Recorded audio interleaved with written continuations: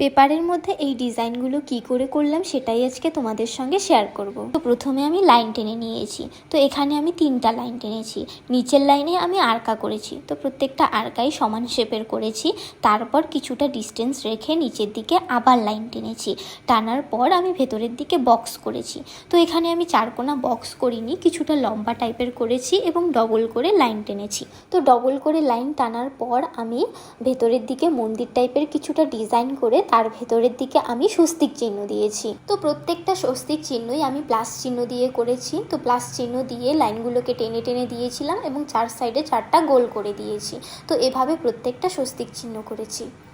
তারপর নিচের দিকে লাইন টেনে আবার আরকা করেছি এবং পুরো বেসটা কমপ্লিট করার পর স্বস্তিক চিহ্নের উপরের দিকে যে ফাঁকা জায়গাগুলো ছিল সেগুলো ভরাট করে দিয়েছি। নিচের দিকে কিছুটা ডিস্টেন্স রেখে আমি আবার লাইন করার পর তার ভেতরের দিকে আবার ডিজাইন করি।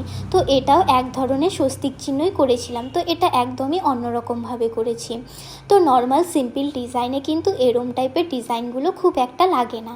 তো ব্রাইডাল ডিজাইনে যদি এই ডিজাইনগুলো দিই তাহলে খুব সুন্দর ফুটে ওঠে। তো অনেকে আছো যারা এরম টাইপের স্বস্তিক চিহ্ন করতে পারো না, তো তাদের জন্য এই ভিডিওটা।